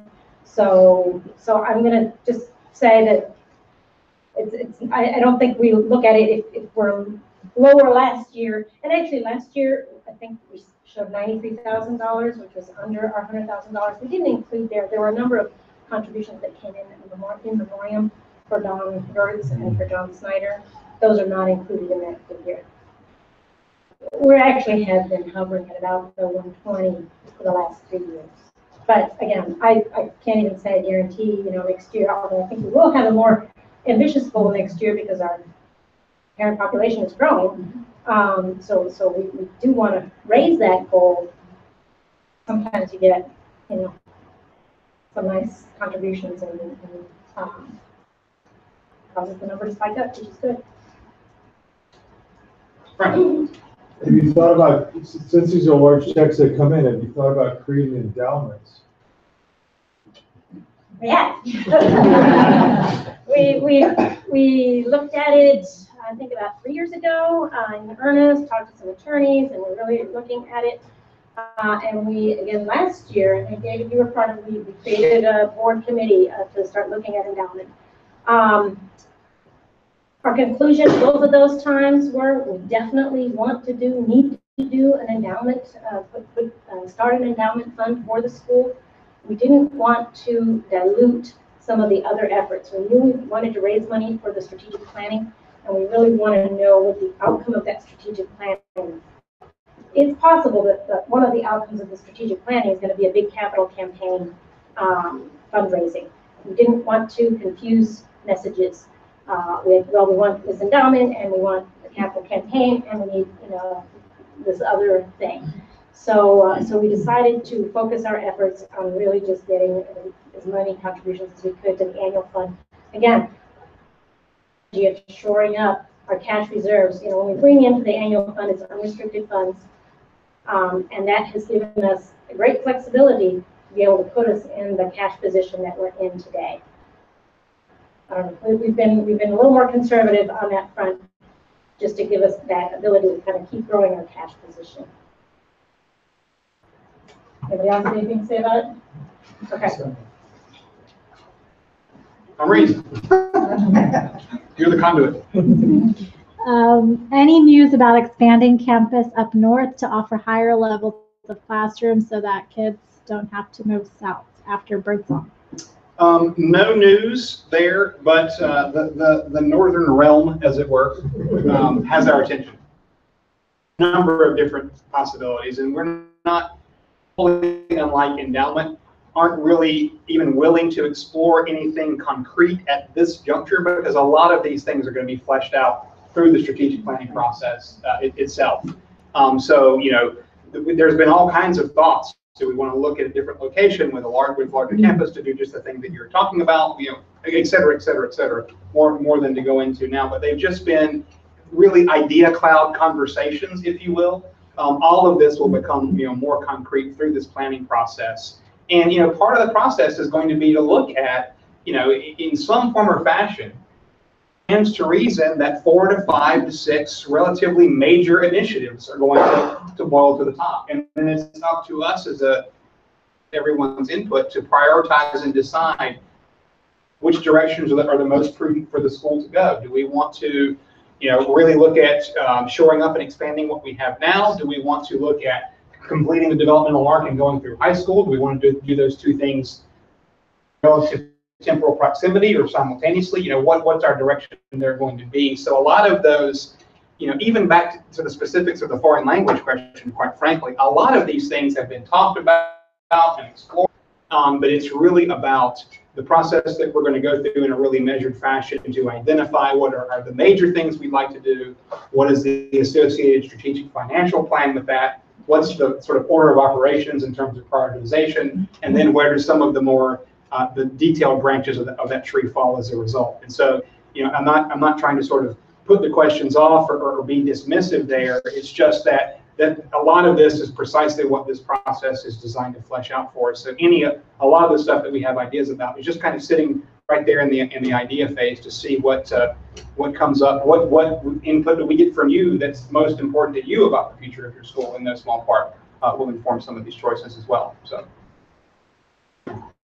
My question probably piggyback on what you just said, but our son's in the all-year, all-day program in the Children's House. Feedback from your perspective about that experience and whether you want to continue that up into the next early elementary school. We'd love that, by the way. So, was that implied in the question? But I mean, that's a program that you have experimented with. I'm curious what you think about it from your experience, and if that's probably on your list of things to consider. It is very much on our list of things to consider. 1 month into the program's existence, I was in parent meetings asking about, okay, so what do you have for elementary? And really, it should be known that the all-day, all-year program, as it is designed to exist, is just beginning to exist the way that it was designed. Because you may remember, Magnolia Cottage was in existence prior to it all day, all year. And so there were some children in the community that were not all day, all year, because of course we didn't want to move them into different communities and so forth. So they were our grandfather children, as we called them sort of internally. And we have just now moved to a new phase where it is solely program. Our own experience has been that it is definitely fulfilling a need that our families and children have. And we have, as you might imagine, learned quite a bit.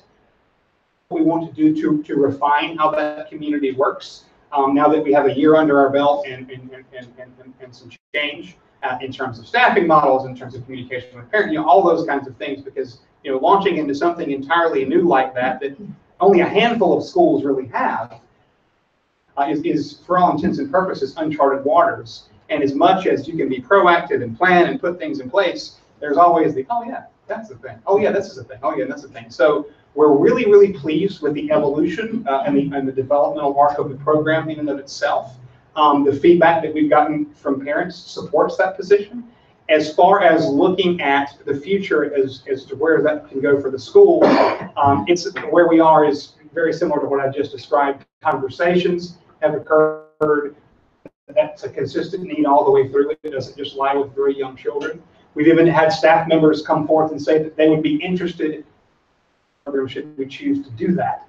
And that will be one of those 4 to 5 to 6 things that bubble up as part of the process. But again, I'll continue to use the phrase idea cloud.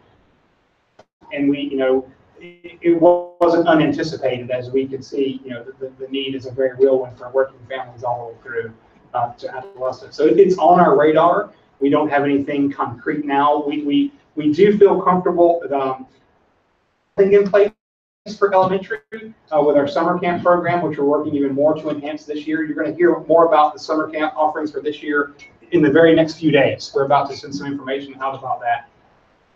As an all-day, all-year Montessori environment, no question about it, and I'm not trying to sell it as such, but we do feel good that we have something in place that is able to fulfill the needs for older children during the summer. But that conversation will continue as part of the process, as you suggested. Rob? So a lot of the consultation process, whatever, seems to be like parent focus, big strategic plans. As part of that, is there any effort to quantify and qualify staff development, not staff like administrative staff, but guide staff, like basically development talent? So like Joseph had to kind of transition in. Mm-hmm. The school has a good reputation to observe. Is there any thought towards basically developing a talent pool so that things like that are really smooth without necessarily having to disturb the administrative staff? Oh, I see what you're asking. Yes, great question. So if I'll be reductionist and just call that for ease of conversation, succession planning, if you will. There's more to it than that. That responsibility lies solely with me in my role.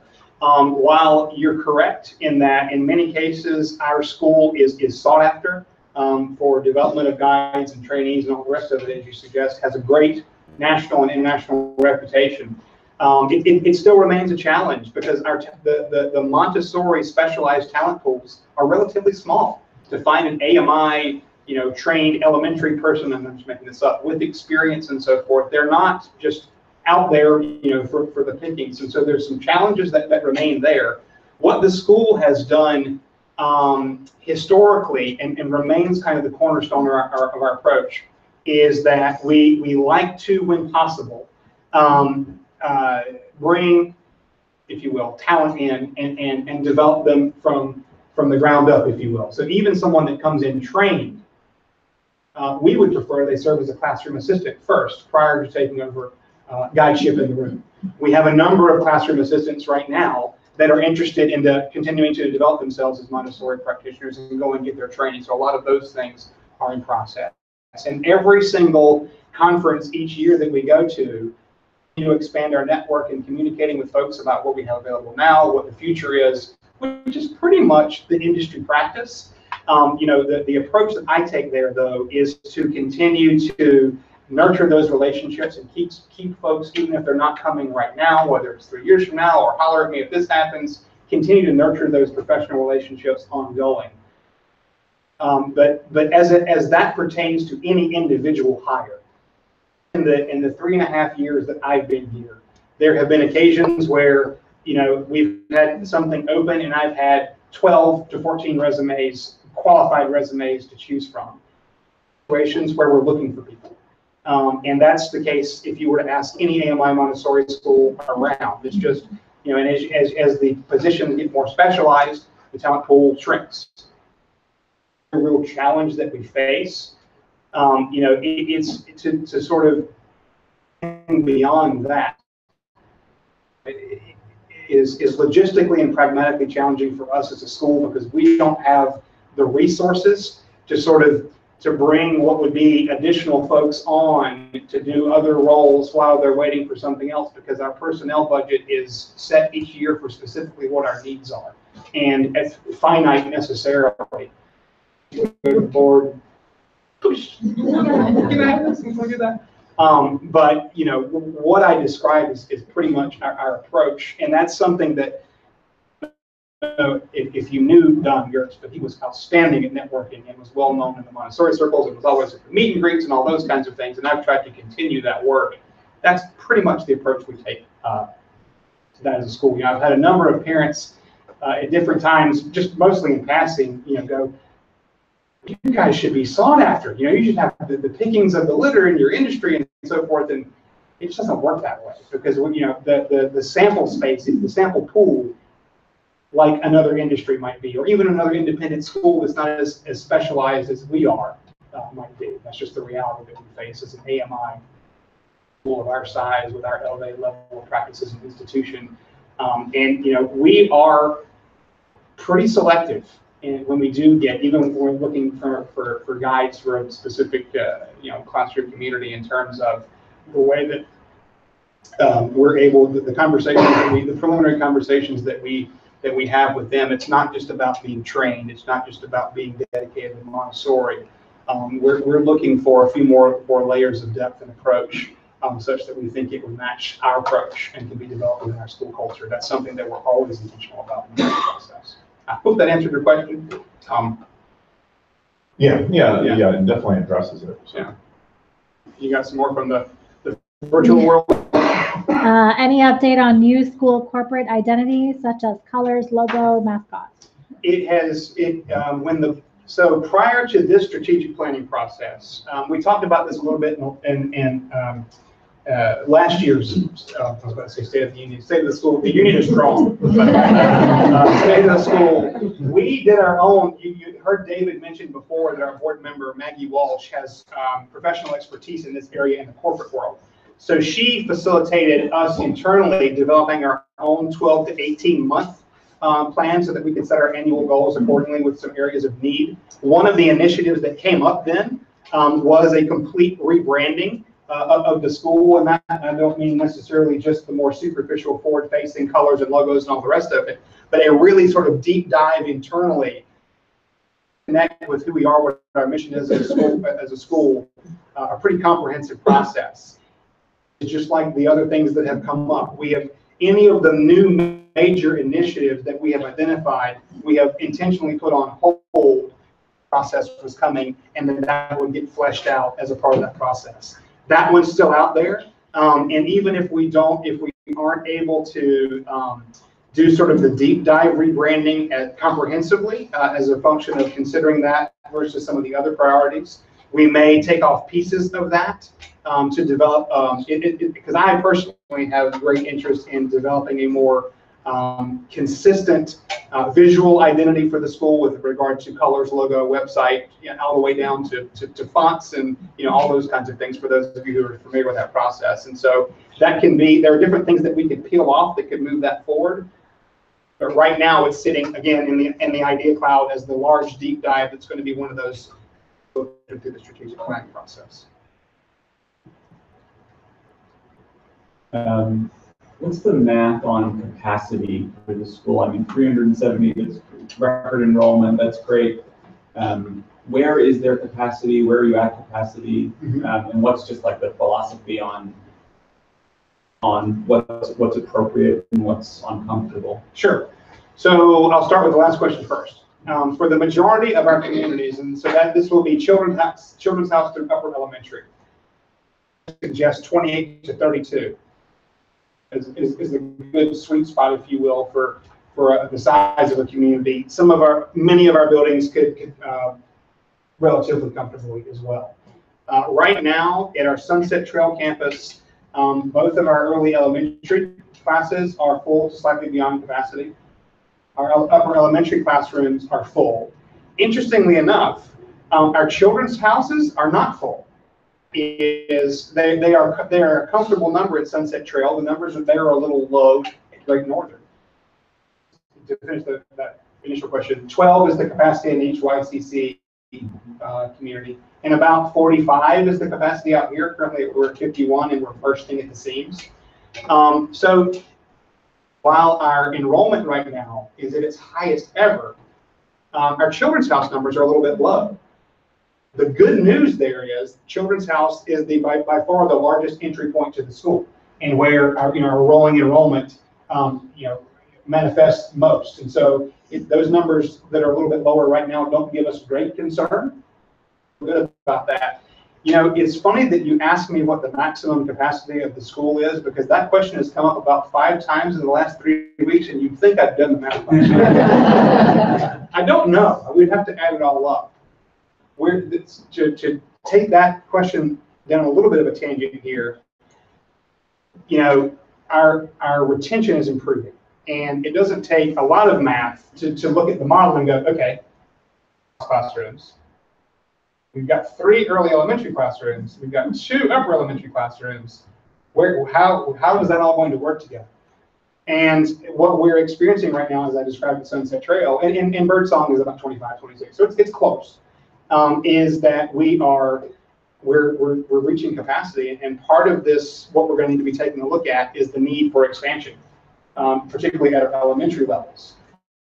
There, though, because if you were to think about this in terms of some of the larger goals that we may have out there with regard to program expansion, high school, for example, part of the consideration there is going to be what kind of enrollment model do we need to be able to support a high school. Independent school adage, particularly the independent Montessori school adage, is you do not want to expand for the sake of expansion. The good news is we have an organic need for expansion, absent any future initiatives or targeted enrollment goals and so forth. And so this is all kind of coming together in a nice synergistic time, and we're at a natural transition point for the school. We have interest in now crafting where we want the future of the school to be. We have some real needs to address now, and those things are all positively interrelated. It's a sweet spot, if you will, if we're able to reconcile all those things properly. But for a total number for the school, I don't know. Yeah, I was less interested in. It's 409 if it's 30 per Children's House and elementary. Were you just adding in your head? Roughly 409. You said 24 and 45. I think the spirit of my question was testing kind of the limits of what your gut, of what the guide is. Like what's the decision-making process for, okay, 20 to 32 is what we normally are comfortable with. Now we're at 33, 34, 35. Like, discussion to have. It is. Discussions have. That's a really good question, and actually, you reminded me another part that of that question I meant to answer. Another challenge that we're facing right now that we're going to have to, and I'm going to answer your specific question, that just sort of manifests naturally, is based on the way enrollment's been coming in. Some of our environments in elementary, for example, are a little out of whack in terms of proportionality of the different cycles. We'll have these happening at Games Creek too. We have the one out here, 1 or so in full cycle. What's mid-cycle, Jesse? 9, and then 20 some again. And that's something that we're looking to manage better and more diligently. I don't have a grand explanation as to how that unfolded that way, but the practical things that we look at, 28 to 32 is our target. This may not have been the implication of your question, but it's worth mentioning here.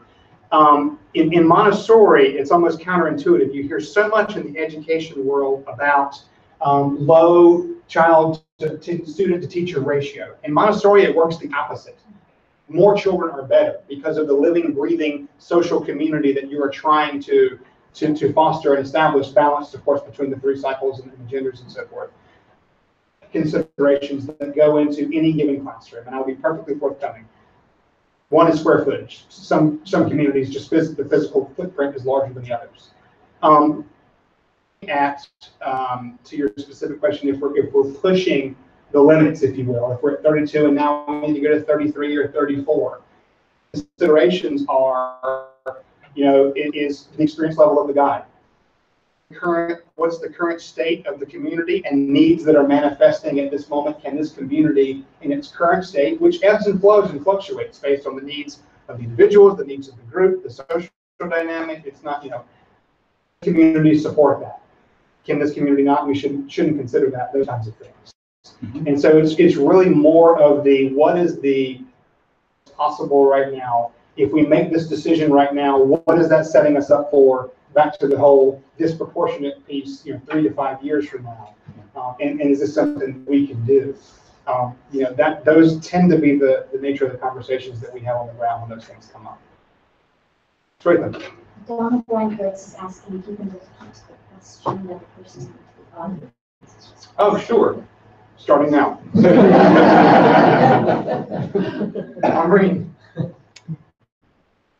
couple of suggestions. This is back to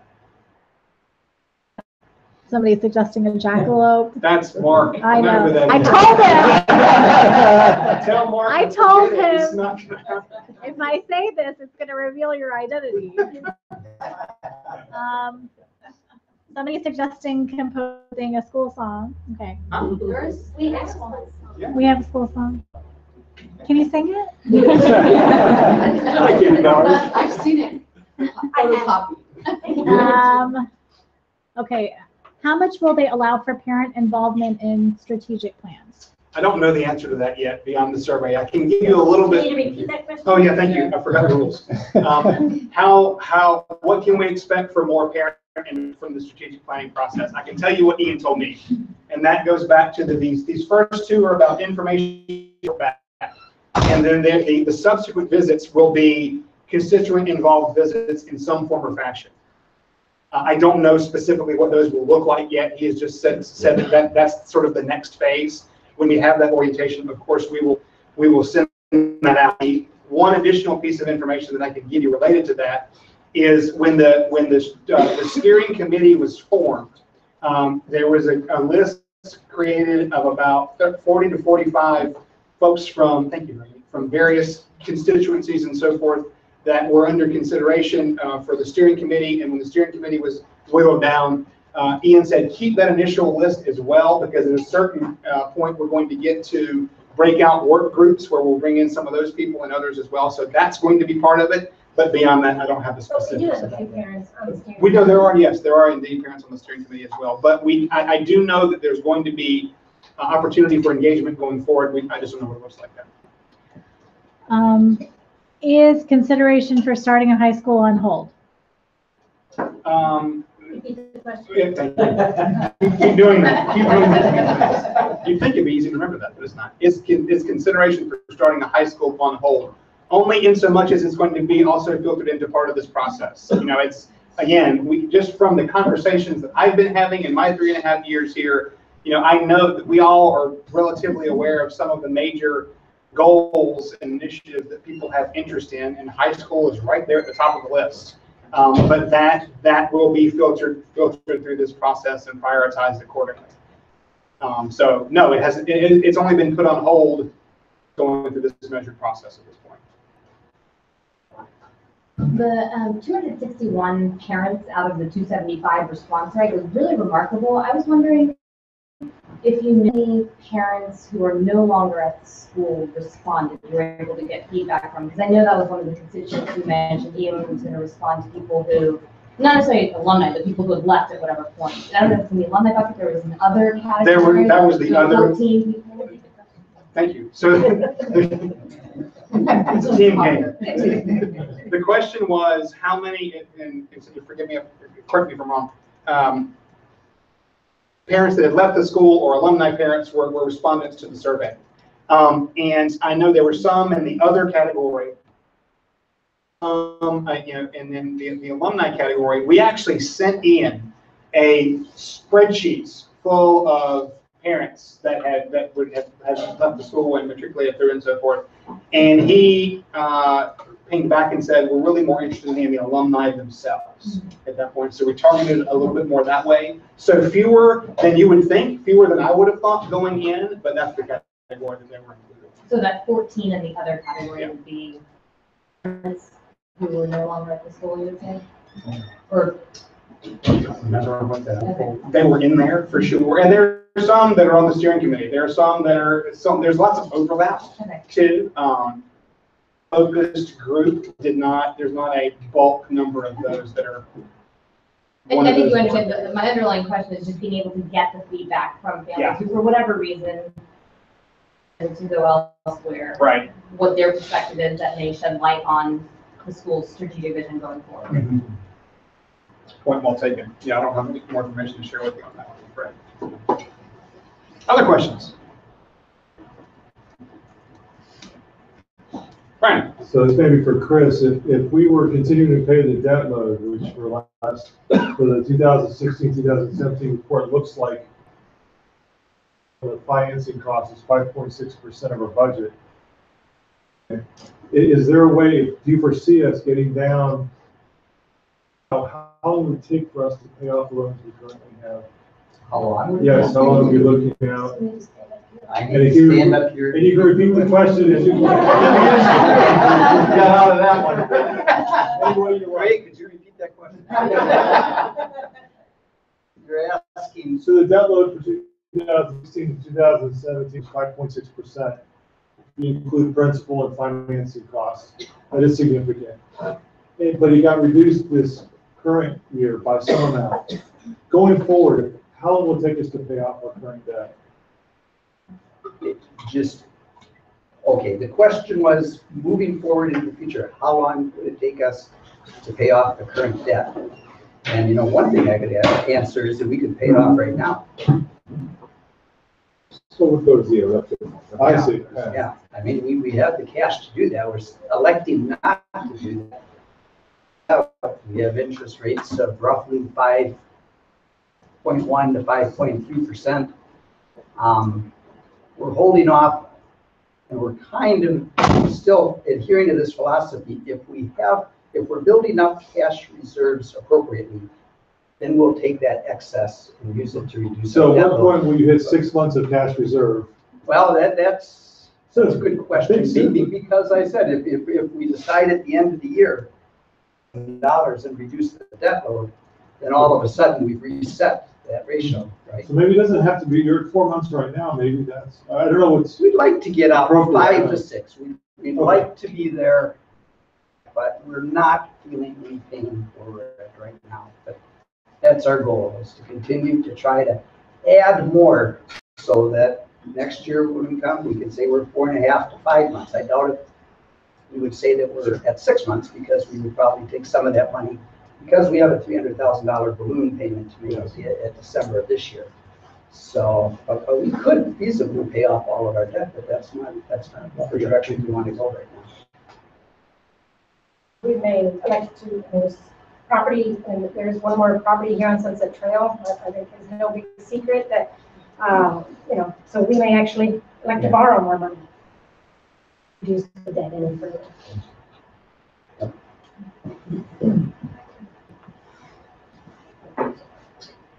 I want to thank all of you for coming and spending so much time with us this evening to hear what we've had to share with you. And of course, the Q&A at the end, as always, has been very, very, very fruitful. If you have questions that come to you later that weren't answered this evening, feel free to reach out to me personally or come to a coffee with Gray and bring them. As I said, we will post a slide deck tomorrow so that you have a chance to sort of absorb more of this information on your own time. Thank you to everyone at home who spent some time web streaming with us. Mark, I'm sorry, Jackalopes and non-starter. Everybody have a pleasant evening.